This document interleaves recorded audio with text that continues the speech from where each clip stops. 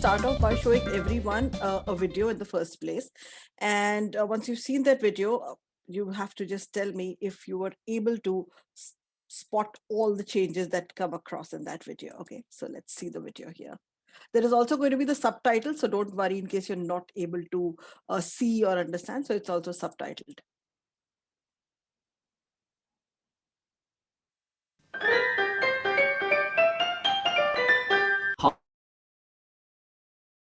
Hi, I'm Richard, this is Sarah, and we're going to perform the amazing colour-changing card trick with this blue-backed deck of cards.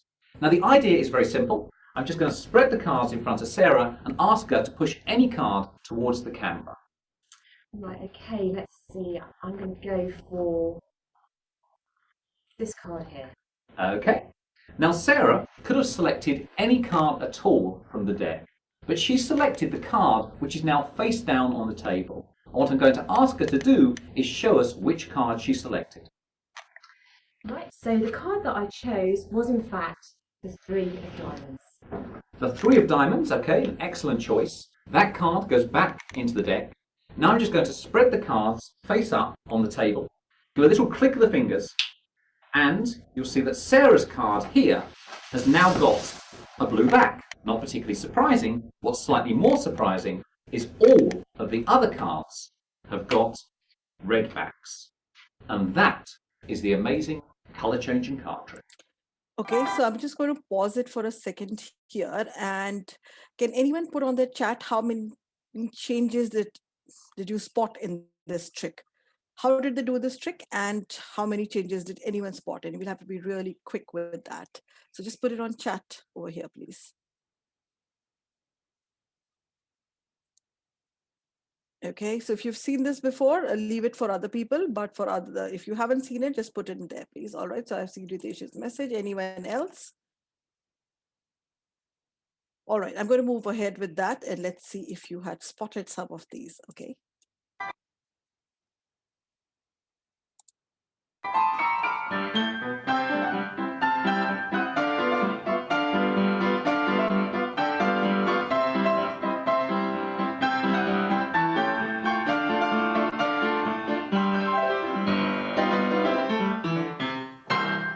Hi, I'm Richard, this is Sarah, and we're going to perform the amazing colour-changing card trick with this blue-backed deck of cards. Now the idea is very simple. I'm just going to spread the cards in front of Sarah and ask her to push any card towards the camera. Right, okay, let's see. I'm going to go for this card here. Okay. Now Sarah could have selected any card at all from the deck, but she selected the card which is now face down on the table. And what I'm going to ask her to do is show us which card she selected. Right, so the card that I chose was in fact the 3 of diamonds. The 3 of diamonds, okay, an excellent choice. That card goes back into the deck. Now I'm just going to spread the cards face up on the table. Do a little click of the fingers, and you'll see that Sarah's card here has now got a blue back. Not particularly surprising. What's slightly more surprising is all of the other cards have got red backs. And that is the amazing colour-changing card trick.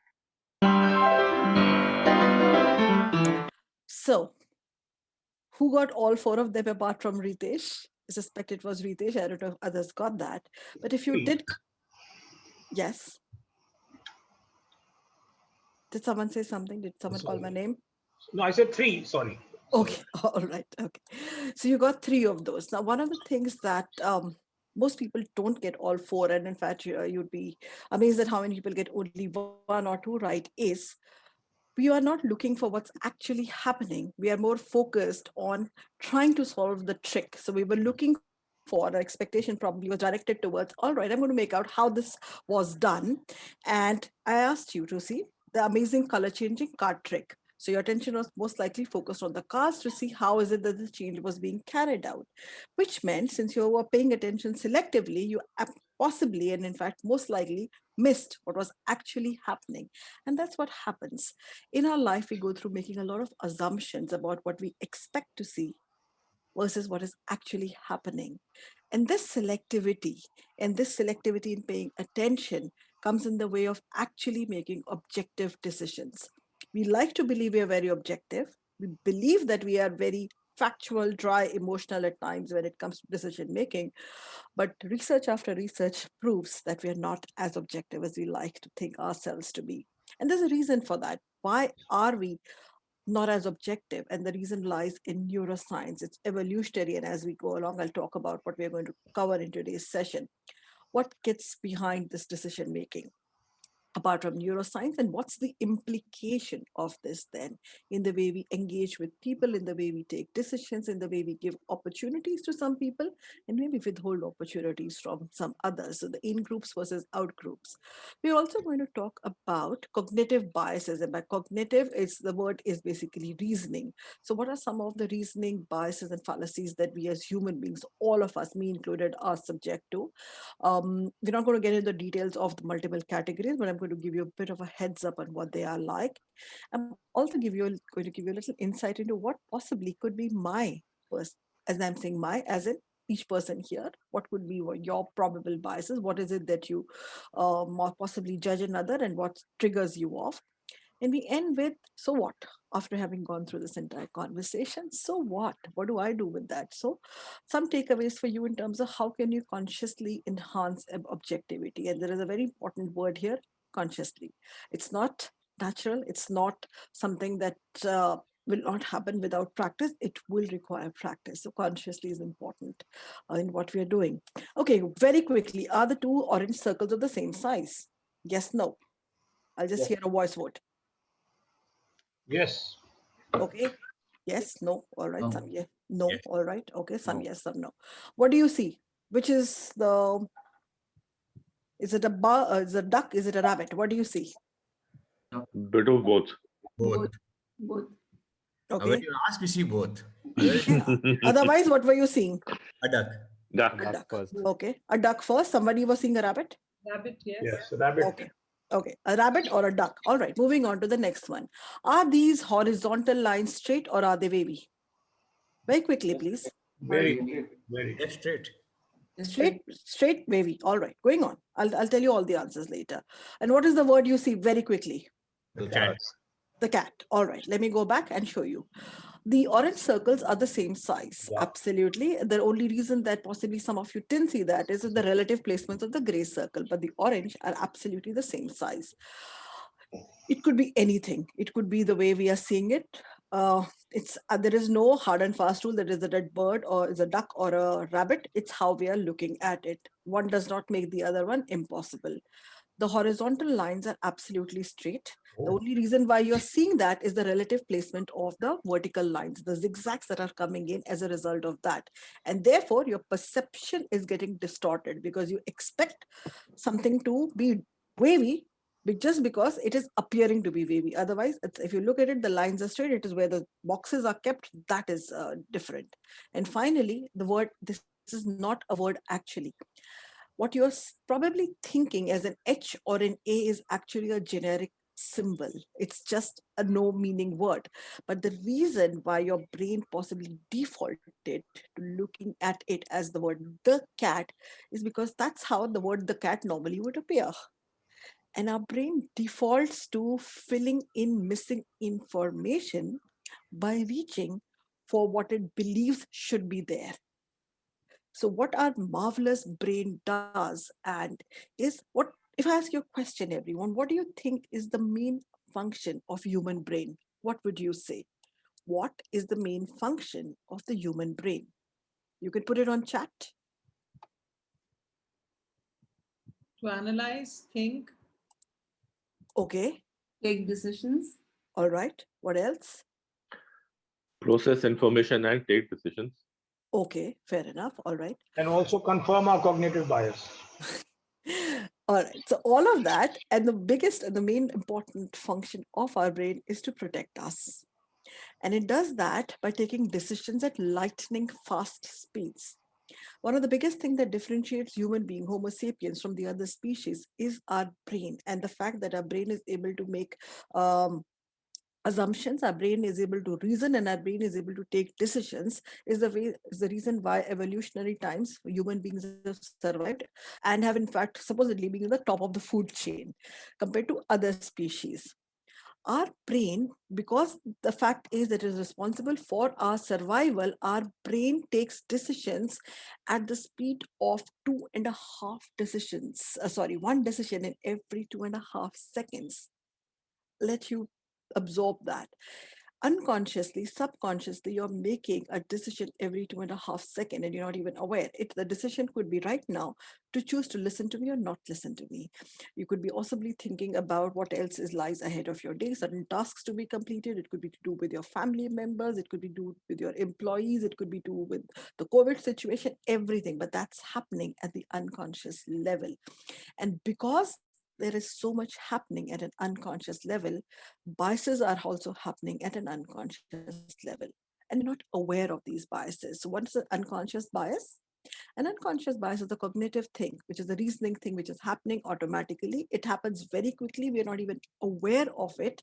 But the implication of that is we judge people and situations in a more subjective, emotional manner than we like to believe that we do.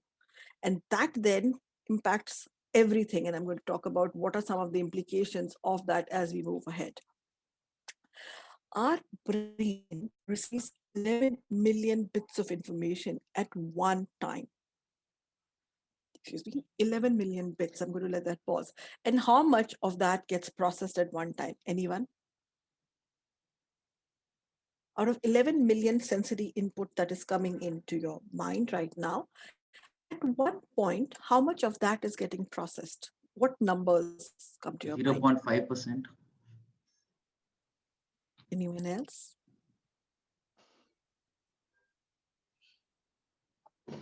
All right, so 0.5%. Let me give you the answer. The answer is only 40 bits of information. So it's less than that. It's 0.000 bits of information, which means if our brain is so focused on making decisions, as I said, at lightning fast speed, what it is sacrificing in order for that speed is accuracy.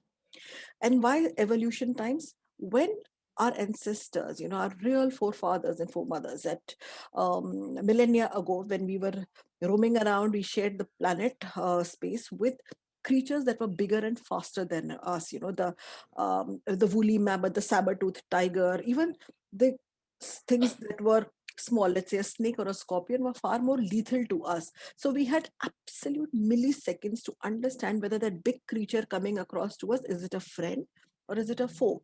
What do I need to do? Should I run and fight that thing, or should I run away?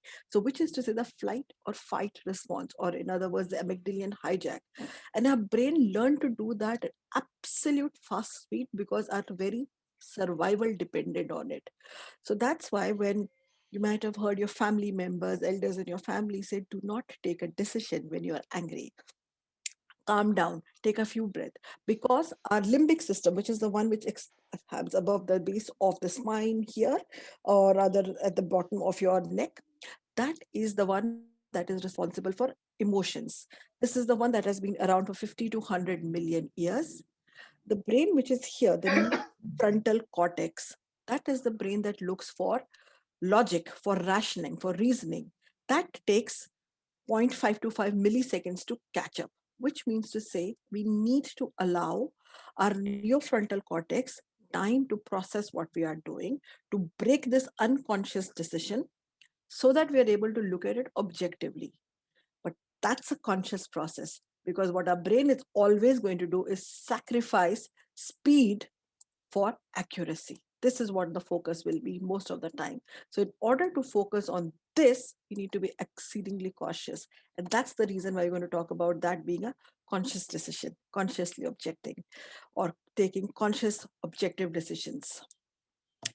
And the thing about unconscious biases is that everyone has them. I, who work in this field for some years now, I have them. They're not going to go away. You have them. We all have them. The point is not to feel ashamed, embarrassed, or guilty about them, because they are natural. It is our very brain protecting and surviving us. But what's more important is to not use that as an excuse, but to look at it as, okay, now that I know about this, what do I need to do about this? How do I de-bias myself? How do I take decisions that are not as subjective or as raw emotional as I normally would have done? And where does bias show up? And research says that Harvard Business Review says that, most of us imagine that we are absolutely objective decision makers, but we are not. And this bias comes in so many things. As entrepreneurs, you would be responsible for people. Some of you may be managing small teams, some of you will be managing larger businesses. It will impact the way you're recruiting people, how you're mentoring some of them, maybe who are you giving opportunities and assignments to, who do you actually listen to, and who do you even tune out when they are speaking, how you engage with people, what do you think about promotion, who do you decide deserves a promotion more than someone else, is also impacted by some of these unconscious things. It is also looking at what is the policy that this company or my organization needs to have, the way you think about potential customers and who you think possibly cannot be your customers, and therefore how do you decide marketing for those customers.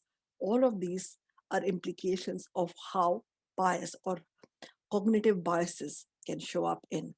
Let me give you some interesting real life examples. You would be fairly familiar, right, with this logo of YouTube that you are seeing up here. And so if you're looking at this YouTube logo, when YouTube was first started, at about the year 2005 to 2007, about 10 to 50% of the videos that were uploaded upside down. Upside down. And why do you think that was happening? It was happening, and the clue to that is here on this, because the designers or the software developers and the testing team thought that everyone who's going to use a YouTube video is going to be a right-handed users. So when mobile phones were held by left-handed users, they put it the other way around. And that's why, because the population that 10 to 20% of the planet's population is left-handed. So that is the direct correlation to the fact that the videos were being loaded upside down. You will see the examples of cognitive biases and technology coming across in multiple ways. How many of you have actually seen left-handed toasters or left-handed mixer grinders? Probability, very less. You will see more right-handed because that's a bias. We expect the world to be right-handed. We do not account for those who are different from us. Let me give you a real life and death one. What you're seeing are the examples of seat belts.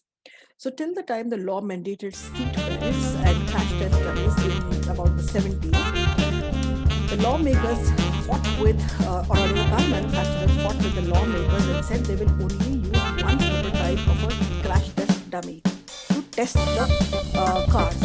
And that prototype model is till a long time was a male, about 70 kilos and 5'8" in height.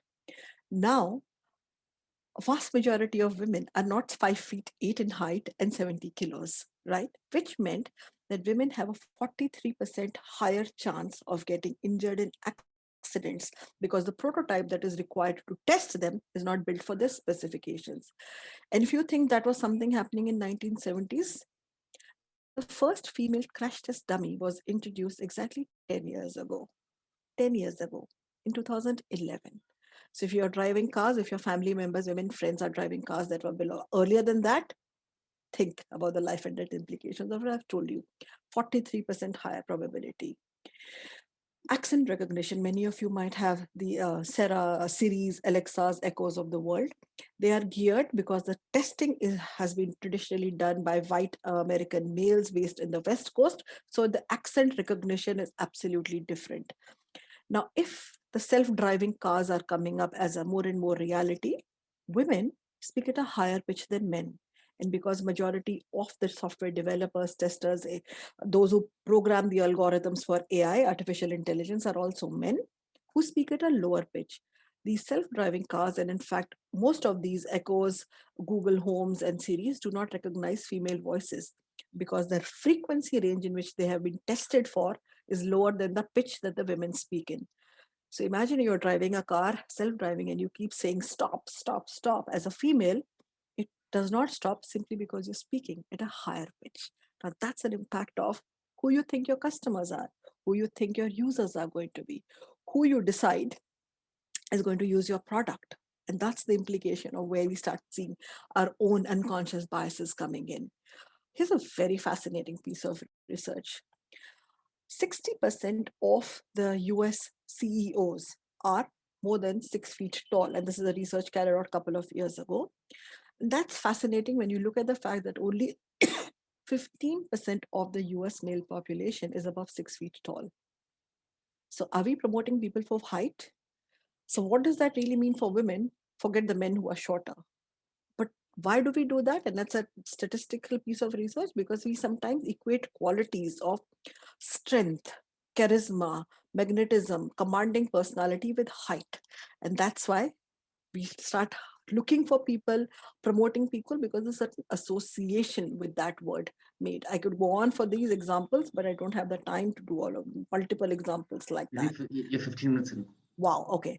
So what's the impact of snap judgment? The impact of snap judgment is in two things, which is what is in groups and out groups.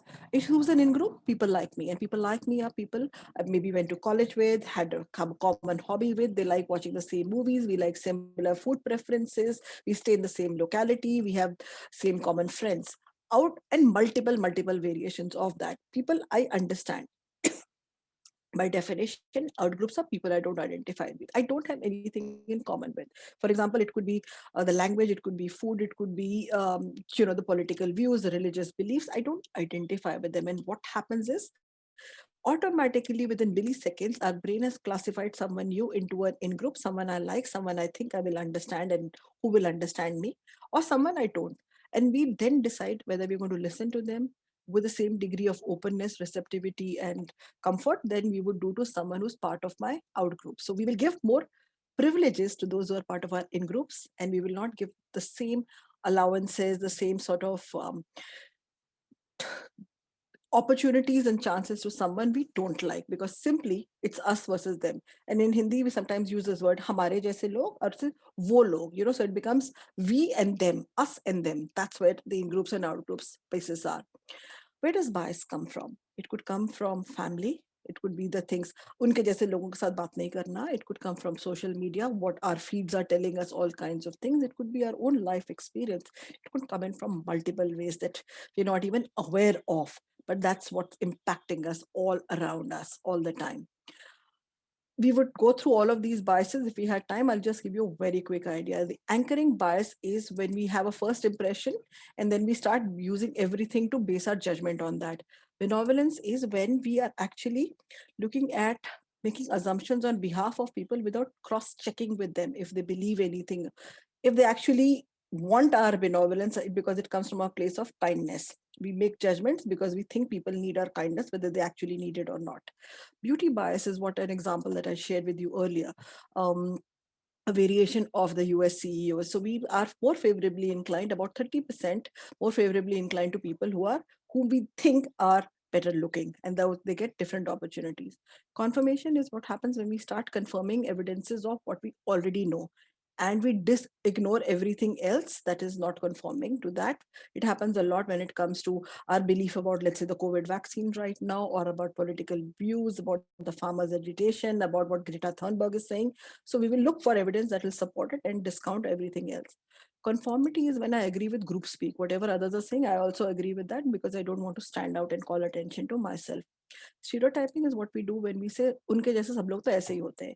So सारे vegetarians ऐसे हो सकते हैं, all the Jains can be like that, the South Indians are like this, Americans are like that. So we do not look for an individual as an individual, we give them an entire वो लोग तो ऐसे ही होते हैं. Gender bias can be quite simple. Women are poor drivers, women are not good at maths, women are in fact caring. Stereotype is that they're caring, nurturing. Whether they want to be caring, nurturing, or whether they can be impactful leaders, we don't look at, but we expect them to be there that way, therefore they should be that way. Affinity is similar to our earlier one. People like me, so I tend to like people जिनके साथ मैंने, let's say, हम लोग हंसराज के, रोडी मलिया Stephen's के हैं, from Miranda, Lady, Sriram, or JMC, so we are all part of same this thing, so we understand each other. We will understand how to work together, which means somebody, let's say from a very different college, somebody who's coming from a different university may not get that same opportunities because उनको थोड़ी ना समझ में आएगा इतनी आसानी से. So time for a little self-reflection. What do I judge in others? I'm going to give you a few seconds to look at that, and give me a smiley if you can recognize at least minimum three of your own biases here. I'd like to see some smileys or raised hands here.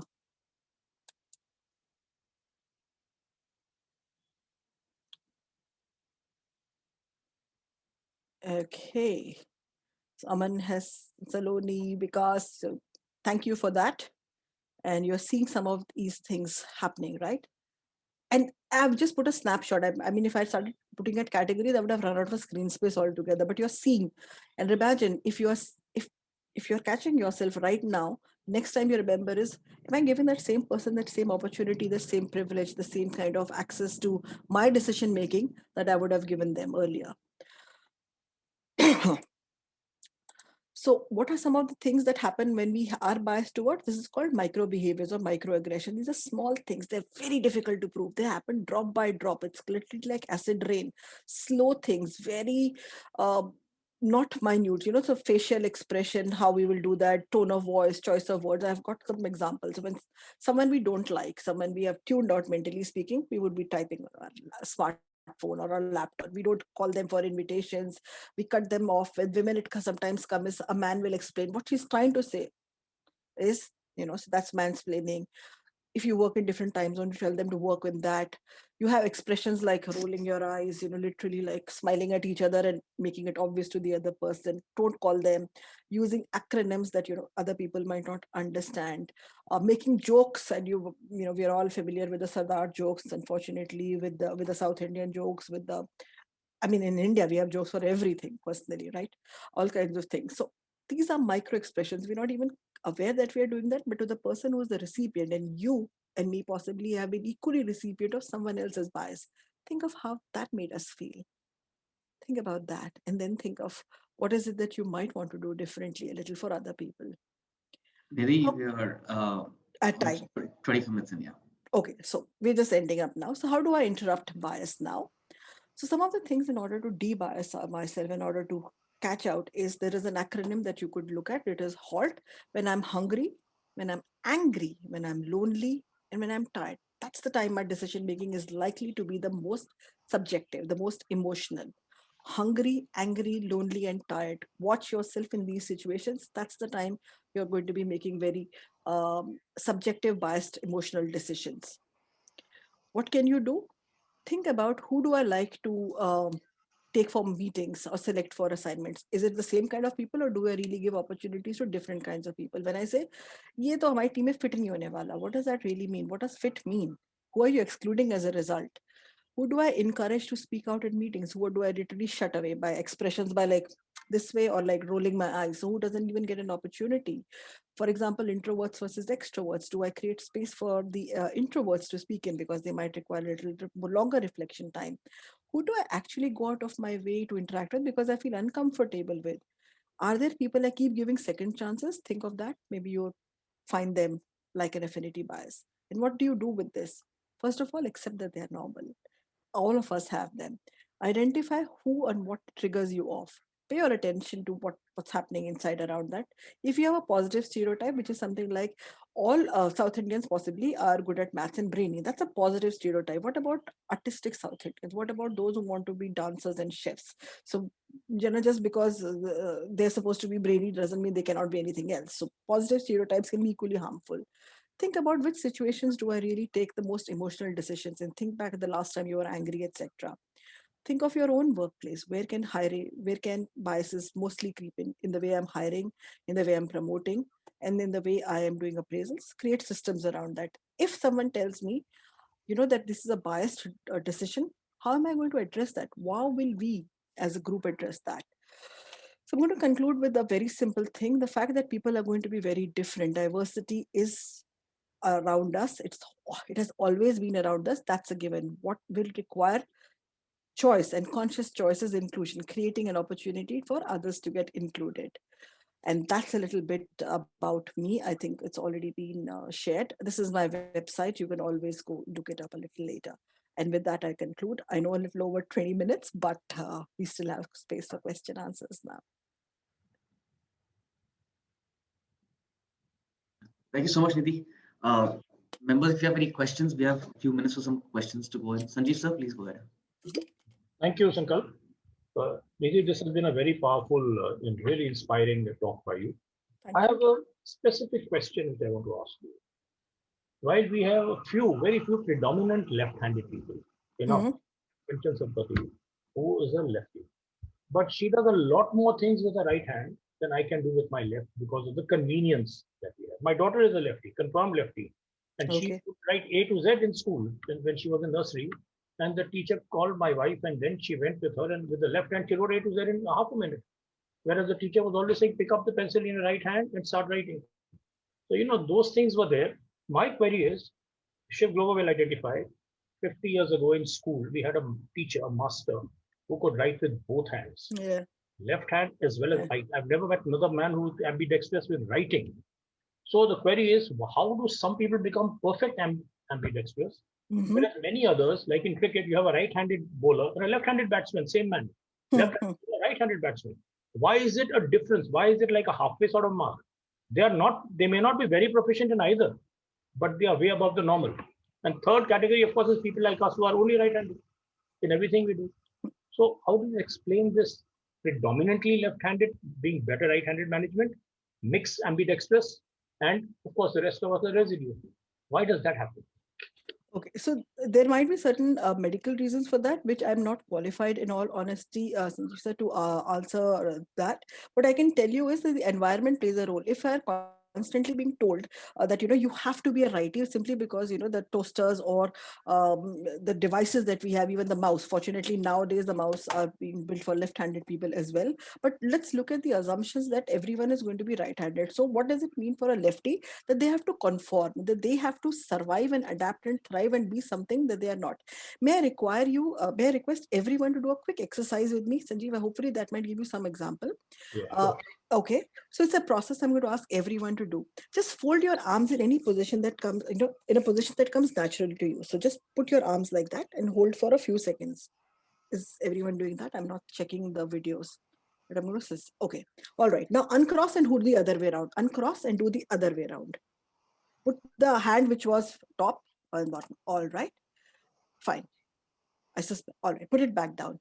In position one, how did you feel when you did what came naturally? Natural, comfortable. And in position two, when you did the other way around, how did you feel?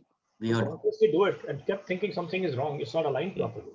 Absolutely. And that's what we do. We force fit people who are not naturally inclined in a world which is dominated by certain majorities. We say, okay, you fold your arm constantly. So your left-handed daughter has been asked to work with a right-handed focus constantly because that's the world that we live in. We force others to conform to what we expect. Whether she likes it or not, she is doing this throughout her day. For some people, it becomes very good. They're able to adjust, cope up with that. But for a vast majority, this is how they go through their entire day, being asked to conform to something else. Okay. I have a question. Yes, please. Is there any study done which shows statistically that how much have businesses been impacted by our unconscious bias for better or worse? So for small businesses, particularly, I don't have immediate numbers, but I can tell you what is the implications of diversity and inclusion in terms of numbers. So European studies for the highest performing organization, this is, you can see it of any McKinsey study. The difference between organizations in terms of returns on investment and performance, top quartile organizations and bottom quartile is anything from 33% to 37% in terms of ROI, simply by two factors. They had more women on board and different, so this is the one on gender diversity. So if you had more women on board versus least number of women on board, the difference in performance was 25%. And there are different studies which will keep giving you variations. If you had ethnic minorities, that is people from different backgrounds coming in, then the number changes to about 33%. And why is that? Simply because when you have people who think differently, you are not inherent subject to group think, that conformity bias. If you recall, how many of you used Nokia and BlackBerry in the past? I suspect everyone would have used it, right? Do you use them today? No. Why? Because they no longer are relevant to you. And why are they not relevant anymore? Because even though they were absolutely brilliant products to start with and we couldn't imagine our life, because they didn't keep pace with what's happening around us. And they were filled with brilliant people, but who decided to say that only one particular technology is going to work and not the other kind. They didn't realize what's happening outside of them. Consumer preferences are changing. Same with Kodak. Similar, Kodak, absolutely. They invented the digital camera, incidentally, but then they said, who needs to have access to immediate photos? Everyone would like to go to the film store, and you know how we did bachpan mein develop karte the photo shop mein jaake. So people will still want to do that. And today, where is Kodak? Great, thank you. Anyone for any more questions? We have time for one more question. I saw Chavi's hand raised also. Maybe. Chavi, you have I a missed that. question? I'm You have a missing question, Chavi? that. But no, it was much prior actually. Okay, Vikas, you have a question? So your CV says about your one-to-one coaching also, which means you go right up to the business owners or the key men actually. And when you talk to them about the cognitive and uncognitive biases, I mean, there should be, I mean, it's like a lot of resistance to begin with.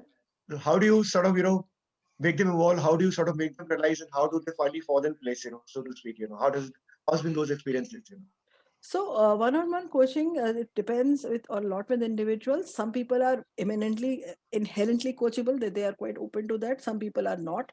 So it would depend on an individual, and it will take time to understand the source of that resistance. And as my personal approach will be to make it personal to that individual. So it can't be a one size fits all approach. Coaching can't be that. So we talk and understand what is it that the person finds very difficult to accept about this fact, and then engage with them to say, why is it coming in their way, and what therefore thinking differently might get them, what might it allow to become possible if they started thinking differently. What is your bias when you pick a candidate for coaching? You also must be having some bias in your first impression of the person who wants coaching. How do you decide who is coachable and who is not? So I don't have a bias when it comes to picking someone for coaching, but coaching, it's at the back of your mind is one of the things that keeps happening is this person going to learn? After the first session is the chemistry session, and you get a sense of that individual.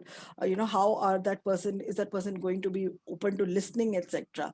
And it would not be as much as a bias, hopefully, as much as would be a caution for me to look at, okay, if they're not going to be coachable, is this an engagement I really want to pursue? Because every coaching session, you really have to invest a lot of yourself sitting through that. So it would be more like, do I really want to get into this or not?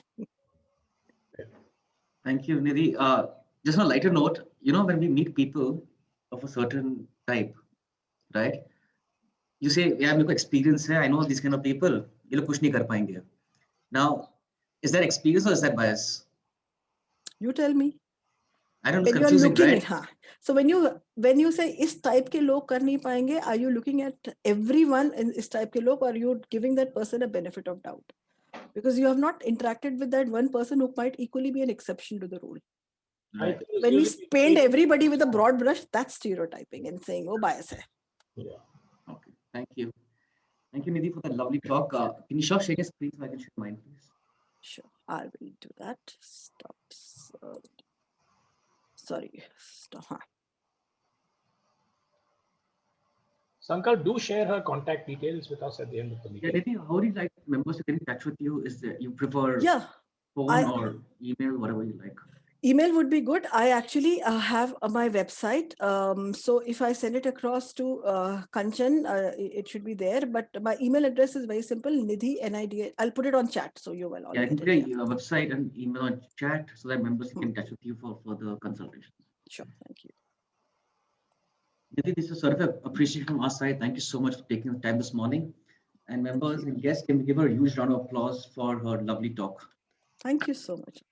Hopefully you found it useful. I know we went at a real rushed speed. I could sense that, you were literally racing through your slides. Yeah. but we'll definitely try and get you a slot probably later with us sometime to have a more detailed chat on this. And I know Saloni is a very big follower of yours as well. No, no, She's been speaking highly of you Thank you, Saloni. ever since your name popped up. So great. Thank you so much. It's my pleasure. I've shared the details, so feel free to get in touch.